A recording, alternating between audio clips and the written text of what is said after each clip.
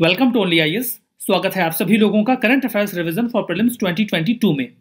Indian society के current affairs के revision का ये हमारा पहला लेक्चर है। आज के इस सेशन में हम सितंबर महीने के इंडियन सोसाइटी के करंट अफेयर्स को रिवाइज करेंगे। इस सेशन का फर्स्ट इंपॉर्टेंट आर्टिकल पीसा के बारे में है। फुल फॉर्म है programme for international student assessment. PISA के लिए फील्ड ट्रायल्स स्टार्ट हो चुके हैं जो सितंबर 2021 में स्टार्ट होने हैं। इसके जरिए डिसाइड किया जाएगा कि कौन से बच्चे इस कंपटीशन के लिए जाएंगे। अब ये तो समझ में आ गया कि पीसा is a kind of competition जिसमें स्टूडेंट्स का असेसमेंट किया जाता है इंटरनेशनल लेवल पे। नाम से एकदम क्लियर है, programme for international student assessment. तो स्टूडेंट का असेसमेंट किया जाता है इंटरनेशनल लेवल पे। स्टूडेंट की परफॉर्मेंस के बेसिस पे उस कंट्री की एजुकेशन सिस्टम को टैग कर दिया जाता है। लाइक अगर स्टूडेंट ने अच्छा परफॉर्म किया है तो उस कंट्री का जो एजुकेशन सिस्टम है वो बढ़िया है, और अगर स्टूडेंट ने परफॉर्म नहीं किया तो कंट्री का एजुकेशन सिस्टम खराब है। फॉर द फर्स्ट टाइम इस असेसमेंट की शुरुआत सन 2000 में की गई थी। ये इंटरनेशनल सर्वे है जिसे 3 सालों में एक बार कंडक्ट किया जाता है, यानी कि ट्राइनियल होता है। ओईसीडी से कंडक्ट करवाता है। ओईसीडी का फुल फॉर्म है organisation for economic cooperation and development. ये कंट्रीज की एजुकेशन सिस्टम की क्वालिटी को एसेस करता है, उनके बच्चों को इवैल्यूएट करके। ये इवैल्यूएशन मेजरली साइंस, मैथमेटिक्स और रीडिंग में किया जाता है।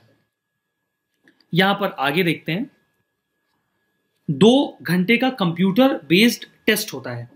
इसमें 15 साल या उससे कम उम्र के बच्चे पार्टिसिपेट करते हैं।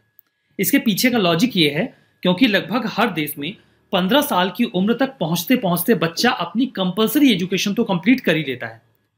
पीसा में इस बात की भी रिक्वायरमेंट है कि जो बच्चा पार्टिसिपेट करने जा रहा है उसने कम से कम 6 सालों की अपनी फॉर्मल स्कूलिंग को जरूर से पूरा कर लिया हो, क्योंकि वो उस कंट्री के एजुकेशन सिस्टम को एसेस करने वाले हैं। अगर वो बच्चा उस कंट्री के एजुकेशन सिस्टम से गुजरा ही नहीं है तो आप कैसे एसेस करेंगे। तो पीसा एक कॉम्पिटेंसी बेस्ड टेस्ट है जिसके जरिए कैंडिडेट की नॉलेज को रियल लाइफ सिचुएशन में कैसे अप्लाई वो कर रहा है उसे इवेल्युएट किया जाता है। ये कंपटीशन या ये असेसमेंट स्टूडेंट की मेमोरी या करिकुलम बेस्ड नॉलेज को इवेल्युएट नहीं करता। आपने किताबों में क्या पढ़ा, आपकी मेमोरी कितनी फास्ट है, ये नहीं देखा जाएगा। आप जो नॉलेज है उसका रियल लाइफ सिचुएशन में कैसे एप्लीकेशन करते हैं, that will be the core function, core importance in this assessment.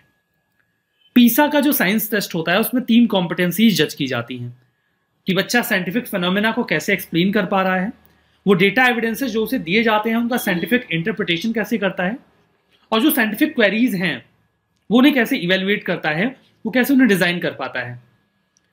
India के पार्टिसिपेशन की बात करें तो देखिए, लास्ट टाइम इंडिया ने इसमें 2009 में पार्टिसिपेट किया था। मतलब 11 साल हो गए, हमने अभी तक इसमें पार्टिसिपेट दोबारा नहीं किया। ना करने का रीजन ये है बिकॉज 2009 में हमारी परफॉर्मेंस बहुत ही ज्यादा खराब थी। 73 कंट्रीज ने पार्टिसिपेट किया था और इंडिया को 72nd रैंक किया गया था। मतलब हम सिर्फ किर्गिस्तान से आगे थे, बाकी 71 देश हमसे आगे थे। इससे टैग लग गया कि इंडिया का जो एजुकेशन सिस्टम है दैट्स नॉट गुड। हम ऐसा बिल्कुल भी नहीं चाहेंगे। इसी वजह से हम काफी लंबे समय तक इससे दूर रहे। यहां तक कि इंडिया की ओर से यह भी कहा गया कि it was a kind of propaganda.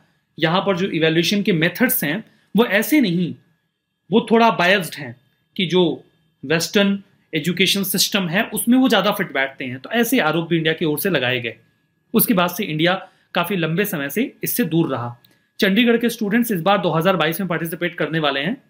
2021 में एक्चुअली में टेस्ट होने वाला था, लेकिन कोविड की वजह से 2022 चला गया है। यहां पर अगर हम ओईसीडी की बात करें तो ये 1961 में फॉर्म किया गया था। 38 मेंबर कंट्रीज का एक ग्रुप है। इंडिया इसका मेंबर नहीं है, हालांकि एक बहुत इंपॉर्टेंट पार्टनर है ऑर्गेनाइजेशन का। इंटरनेशनल ऑर्गेनाइजेशन है। गोल ये है कि ऐसी पॉलिसीज को फ्रेम किया जाए कि प्रॉस्पेरिटी, इक्वलिटी, अपॉर्चुनिटी, वेलबींग सबके लिए स्टैब्लिश हो। वही अच्छी अच्छी बातें। पेरिस फ्रांस में जो है वो हेडक्वार्टर है इसका। एफएटीएफ का जो सेक्रेटेरिएट है वो ओईसीडी के हेडक्वार्टर में ही सिचुएटेड है। ये कई बार जब आप एफएटीएफ पढ़ते हो तो आपको बताया जाता है। हमारा नेक्स्ट आर्टिकल बुजुर्गों की बात देश के साथ इनिशिएटिव या प्रोग्राम के बारे में है।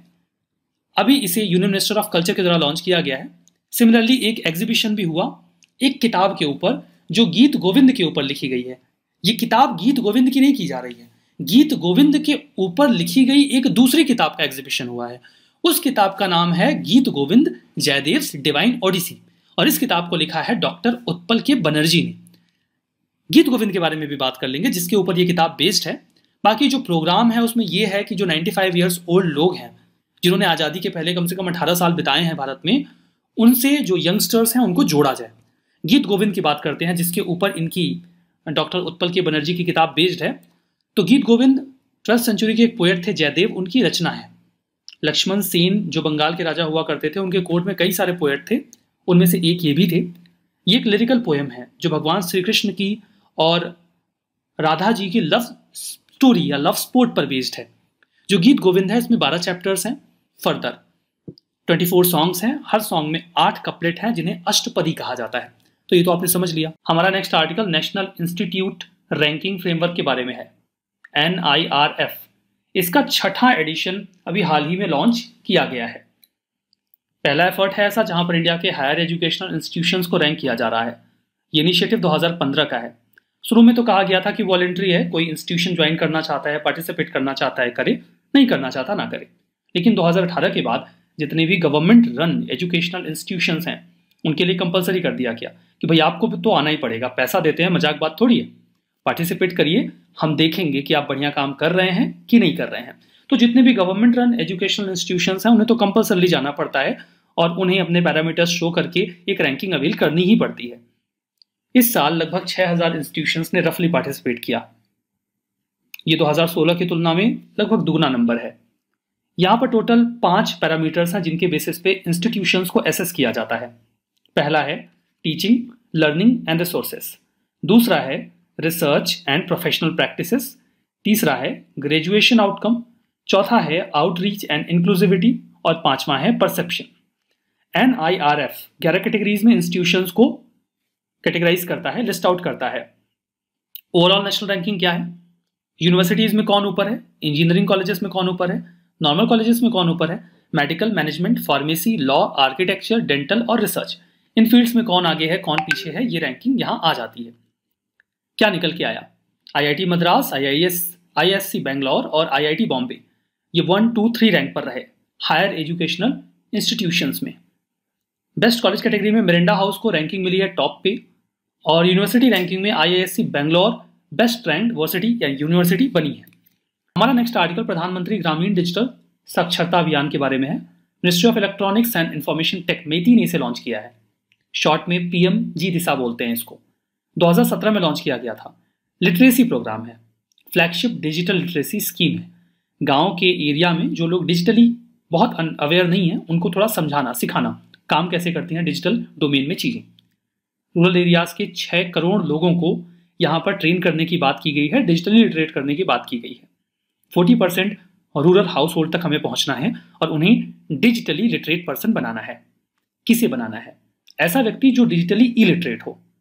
एक परिवार से एक व्यक्ति को चुना जाएगा और उसकी उम्र 14 से 60 साल के बीच में होनी चाहिए। प्रायोरिटी उन लोगों को दी जाएगी जिनके पास स्मार्टफोन नहीं है, अंत्योदय हाउस होल्ड के हैं, कॉलेज ड्रॉप आउट हैं या वो एडल्ट लिटरेसी मिशन का हिस्सा हैं। कोई ऐसा बच्चा है जो 9th to 12th क्लास में पढ़ता है लेकिन उसके स्कूल में कंप्यूटर नहीं है, ICT ट्रेनिंग उसको नहीं दी गई है, तो वो भी इसका हिस्सा बन सकता है। SC, ST, BPL, वुमेन और डिफरेंटली एबल्ड पर्सन्स, माइनॉरिटीज को तवज्जो ज़्यादा दी जाएगी, प्रायोरिटी दी जाएगी। उन्हें आसपास के ट्रेनिंग सेंटर पे जाना होगा या जो कॉमन सर्विस सेंटर है वहाँ जाना होगा। 20 घंटों का ये पूरा कोर्स होगा जो 10 दिन से 30 दिन में पूरा किया जाएगा, यानी कि 45 मिनट से लगभग 2 घंटे की क्लास चलाई जा सकती है एज पर कन्वीनियंस। हमारा next article committee on national curriculum framework के बारे में है। यूनियन एजुकेशन मिनिस्ट्री ने अभी इस कमेटी का सेटअप किया है, बनाया है। इसके हेड होंगे स्पेस साइंटिस्ट के कस्तूरी रंगन जी। इन्हें काम दिया गया है कि आप एक नेशनल करिकुलम फ्रेमवर्क 3 साल के भीतर तैयार करिए। अब ये फ्रेमवर्क बना देंगे तो हम उसका करेंगे क्या? एक्चुअली में जो फ्रेमवर्क ये बना के देंगे that will be a kind of guide, it will be A guiding document, जिसके जरिए हम ये आइडिया लगाएंगे कि हमारे टेक्स्ट बुक, सिलेबस और टीचिंग प्रैक्टिसेस क्या होंगे पूरे देश में। तो इसी डॉक्यूमेंट का हम यूज कर लेंगे। चूंकि वो बहुत ही वेल ऑर्गेनाइज तरीके से बनाया जाएगा तो उसके आधार पे सब कुछ स्ट्रीमलाइन हो जाएगा, यूनिफॉर्मिटी आएगी पूरे देश में। कमेटी को 4 फ्रेमवर्क तैयार करने को बोला गया है जो कि 4 करिकुलम को गाइड करें। एक स्कूल एजुकेशन के लिए होगा, दूसरा टीचर एजुकेशन के लिए, तीसरा चाइल्डहुड एजुकेशन के लिए और चौथा एडल्ट एजुकेशन के लिए। देखिए, लगातार रिवीजन किया जाता है टेक्स्ट बुक का। National council for educational research and training, सुना होगा नाम आपने इसका, एनसीईआरटी ऑब्वियसली। ये इसी के बेसिस पे हमारे टेक्स्ट बुक वगैरह लगातार रिवाइज किए जाते हैं। जो ड्यूरेशन होगा इस कमेटी का वो 3 साल का होगा। अभी जो करिकुलम हमारा चल रहा है वो 4th नेशनल करिकुलम फ्रेमवर्क के बेस पे चल रहा है, जिसे 2005 में एनसीईआरटी ने पब्लिश किया था। आयुष्मान भारत योजना के बारे में है। आप इसे आयुष्मान भारत प्रधानमंत्री जन आरोग्य योजना भी कह सकते हैं। ये कोई लेटेस्ट स्कीम नहीं है, काफ़ी लंबे समय से न्यूज़ में है, बहुत ही इंपॉर्टेंट योजना रही है। 2018 में इसे लॉन्च किया गया था, उसके बाद से काफ़ी पॉपुलर हुई। सेंट्रली स्पॉन्सर्ड स्कीम है। इसके कुछ कंपोनेंट्स हैं जो सेंट्रल सेक्टर में आते हैं, मतलब उन कंपोनेंट्स पे सारा पैसा सेंट्रल गवर्नमेंट देती है, नहीं तो राज्यों को भी अपना हिस्सा देना पड़ता है। फीचर्स की बात करें तो इसमें 5 लाख पर फैमिली पर एनम का इंश्योरेंस देने की बात की गई है सेकेंडरी और टर्सरी केयर हॉस्पिटलाइजेशन के लिए। ध्यान दीजिएगा कि ये इंश्योरेंस पब्लिक और प्राइवेट दोनों प्रकार के हॉस्पिटल्स के लिए होगा। ये पूरा मामला न्यूज़ में इसलिए आया है बिकॉज इस योजना ने अपने 3 साल पूरे किए हैं, तो ये न्यूज़ में हाईलाइट हुआ तो हम इसे डिस्कस भी कर रहे हैं। उम्मीदतन 10.74 करोड़ फैमिलीज इसमें कवर होंगी जो वल्नरेबल हैं, जो अपने हेल्थ केयर को बियर करने की कैपेबिलिटी नहीं रखते हैं। लगभग 50 करोड़ बेनिफिशियरी होंगे अगर हम पर फैमिली 5 मेंबर एज एवरेज ले तो। कैशलेस एक्सेस दिया जाएगा। उन्हें हॉस्पिटल में जाना है, एक आयुष्मान भारत का कार्ड बनता है, उसका इस्तेमाल करके वो अपना हेल्थ केयर अवेल कर सकते हैं। नोडल एजेंसी है नेशनल हेल्थ अथॉरिटी, जो पूरे देश में इस योजना के इम्प्लीमेंटेशन के लिए काम कर रहे हैं।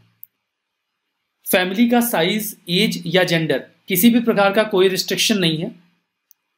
जिस दिन ये योजना लागू हुई उसके पहले अगर किसी व्यक्ति को किसी प्रकार की कोई दिक्कत थी, कोई बीमारी थी, तो वो भी इसमें कवर्ड हुई।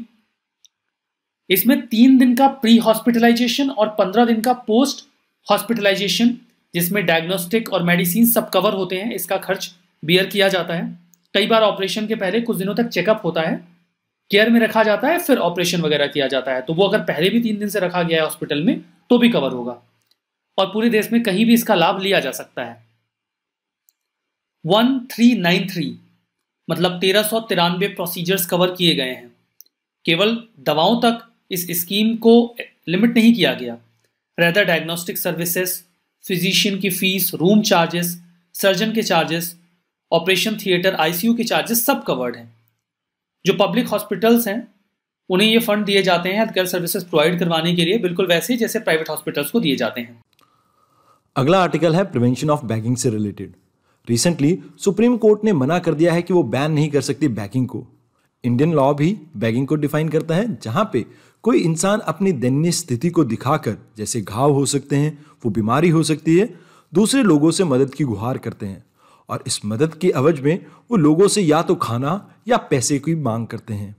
अब ज़्यादातर जो भी लोग बैगरी प्रैक्टिस करते हैं या तो वो बहुत ज़्यादा वनरेबल होते हैं या वो अपने घर से निकाल दिए गए होते हैं।